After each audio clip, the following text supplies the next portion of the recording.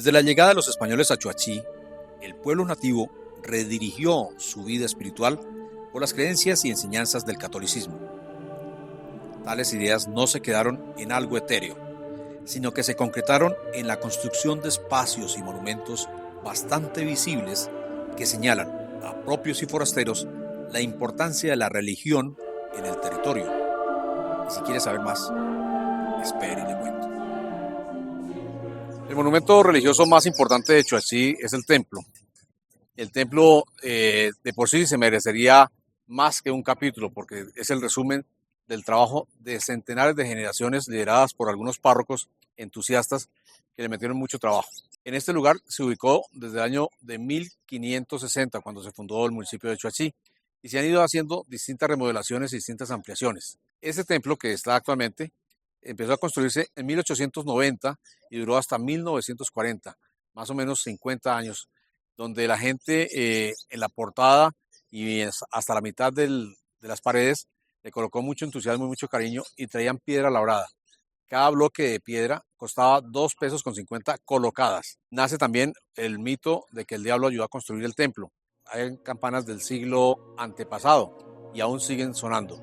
El reloj de la torre es un reloj alemán que nos marca cada 15 minutos nos marca la hora para todos los chihuanos. Y este templo pues tiene una arquitectura ecléctica, es decir, hay muchos estilos representados en él.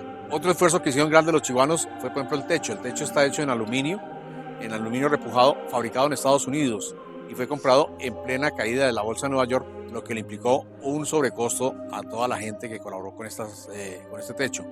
Y para sostenerlo, la gente traía vigas enteras de árboles desde el monte Fonté, donde con yuntas de bueyes los traían en forma de hamaca para poder atravesar estos árboles y sostener el techo. Esos árboles aún se mantienen en el tejado. El tejado era inicialmente en teja de barro, ya después se fue remodelando, se cambiaron algunas partes de la cubierta y el piso era en baldosín, aunque inicialmente era en tableta, en tablón de greda cocida, pero se fue cambiando y ya se modernizó demasiado.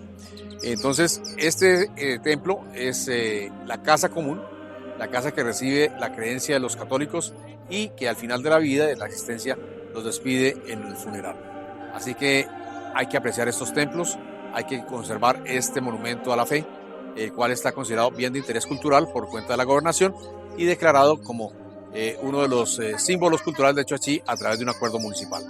El templo se llama Templo San Miguel Arcángel, aunque lo preside en su altar mayor la Virgen Morenita, que es de Montserrat, en Cataluña, en España.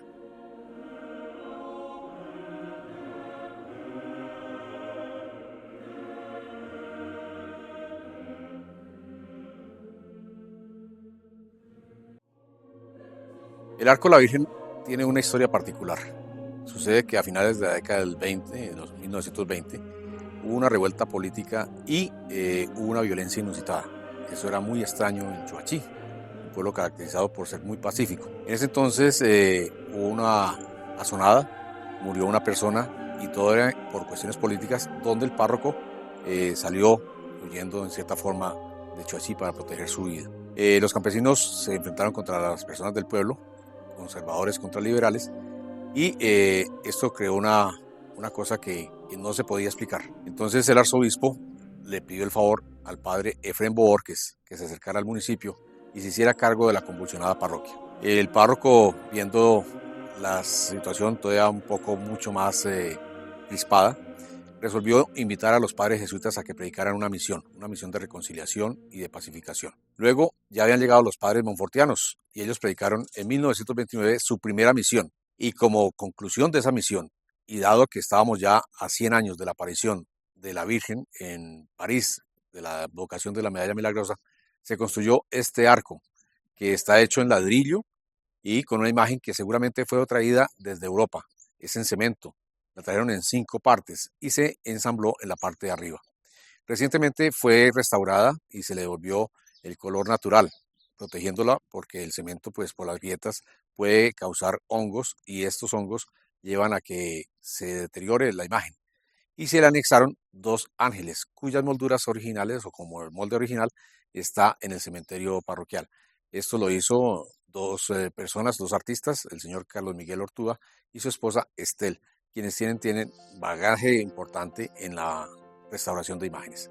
Entonces, este es el Alto de la Virgen, que mucha gente lo considera como la puerta al cementerio y equivocadamente es a un gran mirador que está en la parte oriental del casco urbano.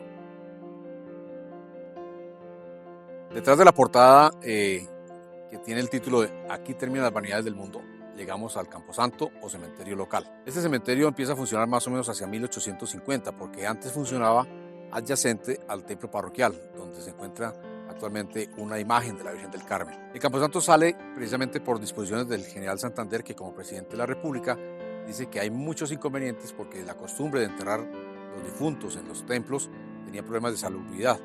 Entonces esto obliga a que los saquen fuera del casco urbano de las pequeñas poblaciones. Y así llega el cementerio a este local.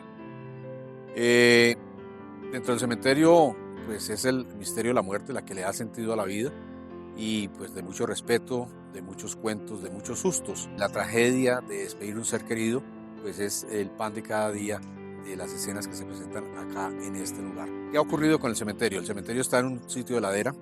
Hacia 1950 obliga a construir una serie de murallas por la parte de abajo para detener la erosión y se siembran una serie de urapanes, que son unos árboles que con sus raíces tratan de detener esta erosión. Entre los campesinos, entre los chihuanos, cuando ya se acerca el momento de la muerte, llegan y le dicen, ya está cerquita o haciendo fila para el barrio de los Urapanes, no para el barrio de los Acostados, sino para el barrio de los Urapanes, que identifica este lugar que se llama el cementerio. En el cementerio la primera costumbre fue hacer el hueco en la tierra, una fosa, y ahí se enterraban. Ya después se cambiaron por urnas o por bóvedas levantadas en las paredes y al cabo de 5 o 7 años se sacaban estos restos para colocarlos en lo que se llaman los osarios. La moda actual o la costumbre actual es la cremación y entonces ya ven los cenizarios, que son tumbas mucho más pequeñas y que evitan el trauma de sacar a su ser querido, de destrozar prácticamente el esqueleto para empacarlo en las urnas más pequeñas para los osarios. El cementerio está administrado por la parroquia. También en ese tiempo, antiguamente, los que se suicidaban o los que profesaban una religión distinta a la católica estaban destinados a ser sepultados extramuros, es decir, fuera del cementerio. Las personas que abortaban o los que tenían un pecado gravísimo también eran consecuentes con esta prohibición y sus cuerpos deberían estar sepultados fuera del cementerio. El cementerio, pues, en alguna ocasión tenía mucha maleza. El sacerdote de ese entonces dijo, bueno, nadie me colabora, entonces trajo al caballo para que se pusiera a pastar. Cuando la gente se dio cuenta que el caballo del cura estaba pastando aquí en el cementerio, ahí se pusieron las pilas y vinieron y colaboraron con la limpieza. El cura decía, yo no tengo ningún ser querido ahí y los que están ahí, nadie los cuida. De ahí nació un verso que no sé si sería de este sacerdote que decía, a medida que crece la hierba sobre la tumba, así crece el olvido sobre el ser que muere. Entonces, este es un lugar de recuerdo, de respeto y de misterio.